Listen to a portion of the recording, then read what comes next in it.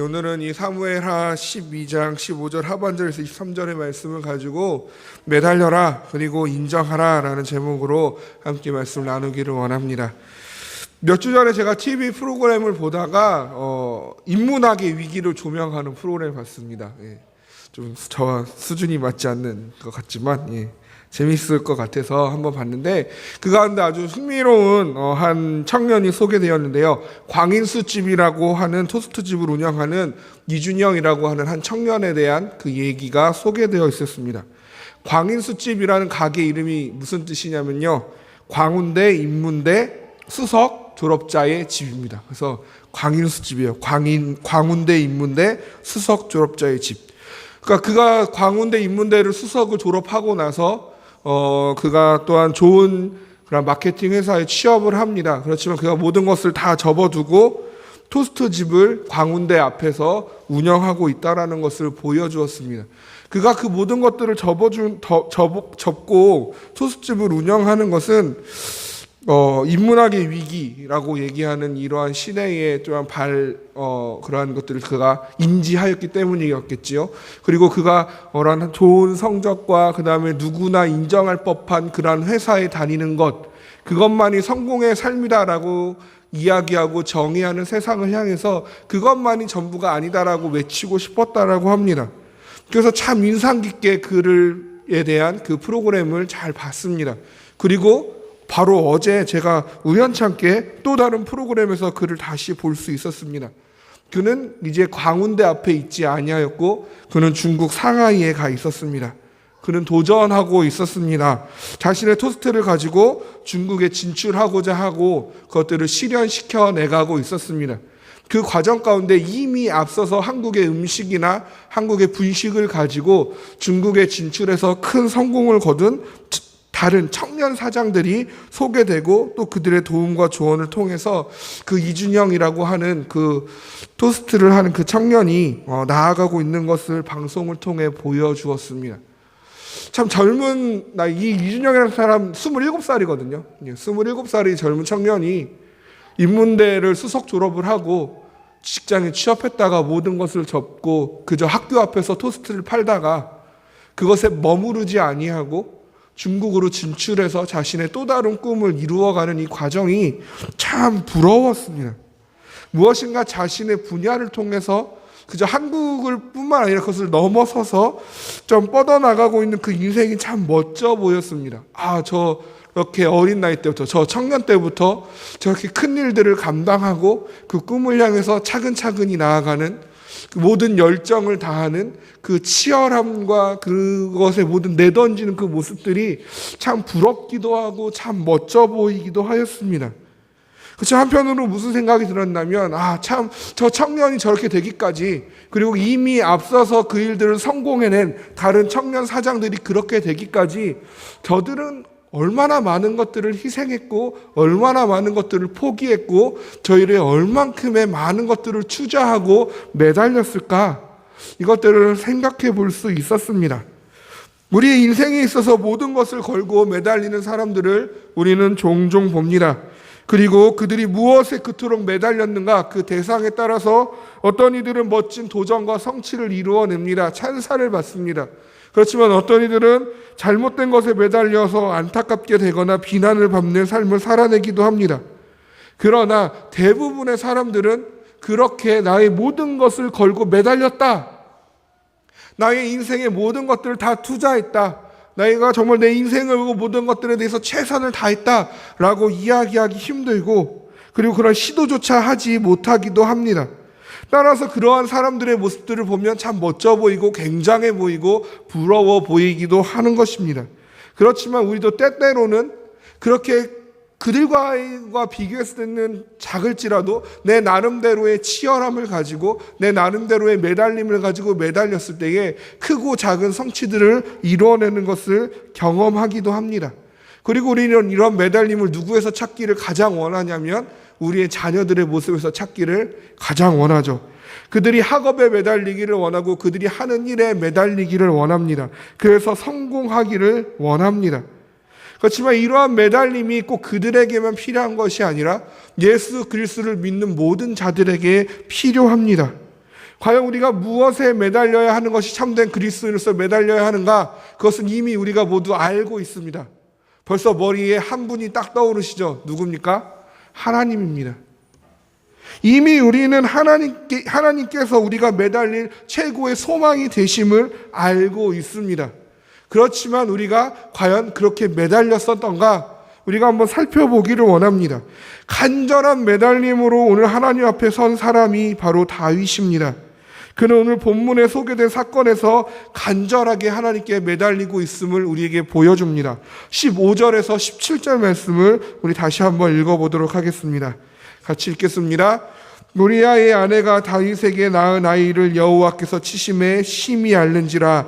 다윗이 그 아이를 위하여 하나님께 간구하되 다윗이 금식하고 안에 들어가서 밤새도록 땅에 엎드렸으니 그 집에 늙은 자들이 그 곁에 서서 다윗을 땅에서 일으키려 하되 왕이 듣지 아니하고 그들과 더불어 먹지도 아니하더라. 아멘. 다윗이 범죄함으로 인하여서 그가 밧세바를 취하고 우리아를 죽이는 그 사건으로 인하여서 그 다윗에 대한 죄의 심판으로 그 아이를 하나님께서 심판하고자 한다는 것이 이미 그 앞에 선지자 나단에 의하여서 선포되었습니다. 이미 그렇게 하시기로 하나님께서 말씀하셨습니다. 그렇지만 지금 다윗은 그 하나님께 간구함으로 매달립니다. 금식하고 땅에 엎드려 매달립니다. 금식한다라는 것은 무엇입니까? 금식한다라는 표현은 엄격하게 금식한다. 원문을 보면 그냥 금식한다가 아니라 금식을 금식하였다라고 반복하여 표현하고 있습니다. 즉 다윗이 아주 엄격하게 금식을 지키면서 기도하고 매달리고 있는 것입니다. 이러한 금식들은 어디에서 우리가 찾아볼 수 있냐면 신명기 9장에 나와 있는 그 이스라엘 백성들이 모세가 십계명을 받으러 갔을 때 기다리지 못하고 금송아지의 범죄를 저질렀을 때에 모세가 그 하나님의 심판으로부터 이스라엘을 멸망시키고자 하는 그 하나님의 심판이 두려움으로 그가 금식하여 그 이스라엘의 죄를 자백하고 고백합니다. 시편 35편 13편에서는 금식함으로 자신의 병을 하나님께서 긍휼히 여기심을 원하는 그런 표현으로 금식하다라는 표현을 씁니다. 즉 다윗이 지금 금식하고 있다는 것은 무엇이냐면 그가 바로 앞장에 저질렀던 밧세바를 그 간음했고 우리아를 살해한 그 모든 범죄함에 대하여 인정하였다라는 것입니다. 그리고 그 하나님의 긍휼을 구하며 매달리는 것입니다. 그리고 그것의 가장 겸손함의 표현으로 땅에 엎드려 구하고 있는 것입니다. 이 땅에 엎드리다라는 것은 가장 겸손의 표현입니다. 더 이상 내가 할 수 있는 것이 없습니다라는 것입니다. 하나님만이 하실 수 있음을 겸손히 고백하며 매달려 부르짖는 것입니다. 다윗이 금식하고 땅에 엎드려 하나님께 매달리기만 하고 있습니다. 이에 대하여 늙은 자들이라고 표현된 다윗의 원로 신하들이 다윗을 말리기 시작합니다. 왕이잖아요. 다윗은 지금 한 나라의 왕입니다. 그가 처리해야 할 일들이 많이 있습니다. 그가 어떻게 행동하느냐에 따라서 한 나라의 분위기가 좌지우지 되어집니다. 그래서 그 늙은 원로 신하들은 다윗을 말리기 시작합니다. 그만하면 됐습니다라고 이야기했을 수도 있겠지요. 그만 일어나 기운을 차리십시오라고 위로했을지도 모르겠습니다. 아니면 차라리 그 아이를 고칠 수 있는 의원들을 찾아봅시다. 그 아이를 고칠 수 있는 약들을 찾아봅시다 라고 좀 더 현실적인 방안들을 내놓았을 수도 있었을 것입니다. 우리가 하나님께 매달리고자 할 때 우리들에게도 동일한 소리가 들려오기 시작한다는 것입니다. 그만큼 매달렸으면 됐다고요. 그만큼 기도했으면 충분하다고요. 이제 차라리 기운을 찾고 그 기운으로 다른 것들을 좀 살피자고요. 아니면 차라리 하나님께 매달리는 건 이제 그만하면 됐으니까 좀 더 현실적으로 우리가 대처할 수 있는 방안들을 모색해보고 찾아보자는 여러 가지의 그러한 소리들이 우리의 귀에 때로는 질책으로, 때로는 조롱으로, 때로는 위로와 격려로 들려올 때가 있습니다. 내가 하나님께 매달리고 있을 때에, 내가 하나님께 간절히 매달리고 있을 때에 그만하면 됐다고, 그만큼 기도했으면 하나님이 알아들으셨을 거라고. 이제 다른 것도 살펴야 되지 않겠냐고. 좀 더 현실적으로 다가가야 하지 않겠냐고. 그 많은 소리들 앞에 우리는 어떻게 반응해야 하겠습니까? 다윗은 그 늙은 신하들, 그 늙은 자들, 그 원로에 속한 그 자들의 그 말리는 그 행동에 대하여 어떻게 반응하였습니까? 다윗은 듣지 아니하고 그들과 더불어 먹지도 아니하였습니다. 무슨 이야기입니까? 그 마음이 흔들리지 아니하였습니다. 하나님께 매달림이 멈추어지지 아니하였습니다. 다윗은 여전히 하나님 앞에 매달려 있습니다. 우리에게 필요한 것이 바로 이러한 매달림입니다. 얼마나 간절히 하나님께 매달려 보셨습니까? 얼마나 간절히 하나님께만 매달려 보셨습니까? 이 질문 앞에 우리는 과거를 회상하기 시작합니다. 예전에는 그랬지요. 예전에는 새벽 기도도 진짜 빠지지 않고 나갔었는데요. 이전에는 성경도 정말 참 많이 읽었었는데요. 예전에는 참 구역원들이랑 재미나게 모여서 예배도 하고 전도도 하고 봉사도 했었는데요. 그때를 떠올립니다. 참 그때는 많이 매달렸는데. 지금 우리가 내가 얼마나 하나님께 매달렸었는가의 질문은 그렇게 과거를 회상하자는 질문이 아닙니다. 이 질문은 무엇입니까? 지금 나는 하나님께 매달리고 있는가입니다. 우리에게 중요한 것은 내가 예전에 하나님께 매달렸었지요가 아닙니다. 지금 내가 하나님께 얼마나 매달리고 있는가? 나의 마음이 얼마나 하나님께만 집중하고 하나님께만 매달려 있는가? 우리의 삶이 언제나 늘 끊임없이 하나님께 매달려야 하는 것입니다.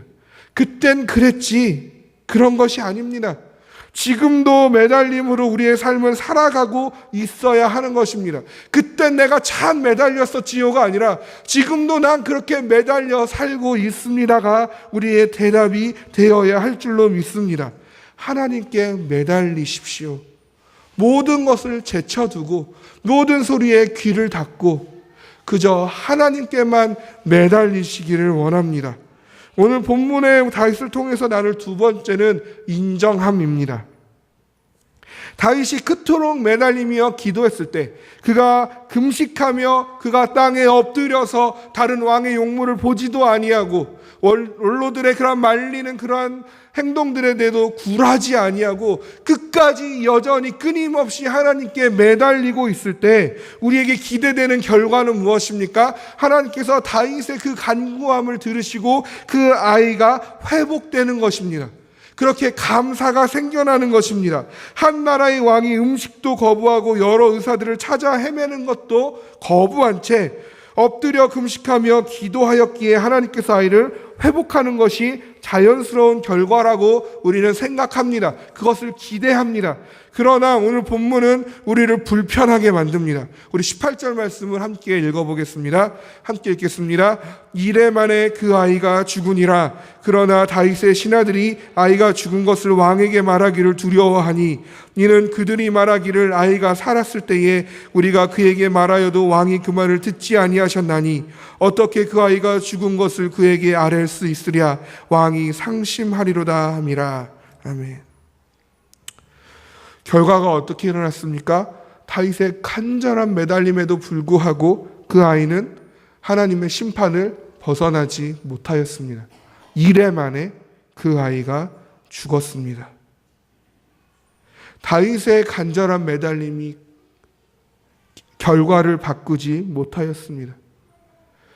이래간에 그의 힘쓴 그 기도가 모두 수포로 돌아가 버렸습니다. 따라서 신하들이 다윗에게 고하기를 주저합니다. 하나님이 당신의 매달림을 무시하셨습니다. 당신의 금식이 모두 헛것이 되었습니다. 그토록 간절히 엎드렸지만 그렇게 부르짖었지만 하나님을 향한 무엇이 부족했는지 결과가 바뀌지 않았습니다. 어떻게 말해야 할까 고민했겠지요. 여러 가지로 수근거렸을 것입니다. 모든 것을 접어두고 아이의 회복에만 매달렸는데 하나님이 들어주시지 않았습니다. 왕이 얼마나 더 상심할까? 이 사태로 인해 왕이 잘못되지는 않을까? 쓰러지면 이 나라는 어떻게 되는 것인가? 삶의 모든 의미를 상실하면 어떡하나? 마치 말년의 사울처럼 미치지는 않을까? 다윗의 용맹스러운 그 모습이 회복될 수나 있을까? 혹은 우리가 그렇게 말릴 때에 진작에 왕의 업무로 돌아왔으면 이렇게까지 타격을 입지는 않았을 텐데 우리의 말 잘 안 듣더니, 여러 가지 생각들이, 여러 가지 소문들이 꼬리에 꼬리를 물었을 것입니다. 그들의 그 수군거림으로 인하여 자연스레 다윗의 귀에 아이의 소식이 닿았습니다. 그리고 신하들로부터 아이의 죽음을 확인합니다. 그리고 나서 다윗은 어떻게 행하였습니까? 20절 말씀을 우리 함께 읽어보도록 하겠습니다. 다윗이 땅에서 일어나 몸을 씻고 기름을 바르고 의복을 갈아입고 여호와의 전에 들어가서 경배하고 왕궁으로 돌아와 명령하여 음식을 그 앞에 차리게 하고 먹은지라. 아멘. 자신의 간절한 매달림이 외면당하였을 때, 결국 결과가 바뀌지 않은 그 상황에서 자신의 부르짖음으로 인한 하나님의 놀라운 은혜가 주어지지 아니하였을 때, 어떠한 회복의 결과도 나에게 나타나지 아니하였을 때, 오히려 내가 가장 두려워했던 그 결과가 나에게 일어났을 때, 그때 다윗은 주저앉지 않았습니다. 그때 다윗은 무너지지 않았습니다. 다윗은 일어났습니다. 그는 몸을 단정히 하였고 자신을 자연스럽게 추스립니다. 그리고 매달렸던 하나님의 전에 들어갑니다. 제발 살려달라고, 내가 잘못했다고, 저 아이가 무슨 죄냐고 7일 동안 울며 불며 부르짖었던 그 하나님의 전에 다윗이 들어갑니다. 그리고 하나님을 원망합니까? 아니요. 다윗은 하나님께 경배합니다. 그리고 왕궁으로 돌아와 음식을 먹고 다시 이전의 삶으로 아무렇지도 않은 듯이 돌아갑니다. 이 장면 앞에 우리는 참 당황스럽습니다. 하나님께서 간절한 부르짖음대로 응답하지 않음에 불편합니다. 자신의 간구대로 행하지 아니하신 하나님께 자신을 추스르고 들어가 경배하는 다윗이 당황스럽습니다. 적어도 오늘 우리가 하나님 앞에 기도해야 할 제목들을 가지고 나온 이 자리에서, 우리가 하나님께 바라는 그 수많은 기도의 제목을 품은 이 자리에서 기도의 응답을 바라는 우리에게 있어서 이러한 점들은 확실히 불편하고 당황스럽습니다. 그렇지만 우리는 이것을 기억해야 하고 우리는 새겨 넣어야 합니다.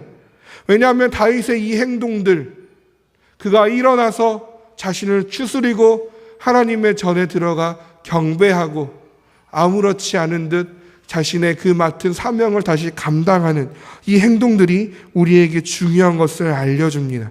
다시 이렇게 행할 수 있는 이유는 무엇입니까? 22절, 23절 말씀을 우리 함께 읽어보도록 하겠습니다. 이르되 아이가 살았을 때에 내가 금식하고 온 것은 혹시 여호와께서 나를 불쌍히 여기사 아이를 살려주실는지 누가 알까 생각함이거니와 지금은 죽었으니 내가 어찌 금식하랴. 내가 다시 돌아오게 할 수 있느냐. 나는 그에게로 가려니와 그는 내게로 돌아오지 아니하리라 하니라. 결과는 하나님께서 정하신 것입니다. 그것에 대해서 더 이상 왈가왈부하지 않습니다. 내가 다시 돌아오게 할 수 있느냐? 내가 다시 돌아오게 할 수 있느냐? 그럴 수 없다. 혹시 하나님이 나를 불쌍히 여기셔서 뜻을 굽혀주셨다면 그것을 바라는 마음으로 기도하였지만 이제 와서 내가 그것을 다시 돌아오게 할 수 있느냐? 내가 아이를 다시 살려낼 수 있느냐? 하나님이 하신 것이다라는 것입니다. 하나님의 인도하심을, 그 섭리를, 그 주권을 인정합니다. 내가 이토록 매달렸기에 그에 합당한 결과를 하나님이 따라서 주셔야만 하는 것이 아닙니다.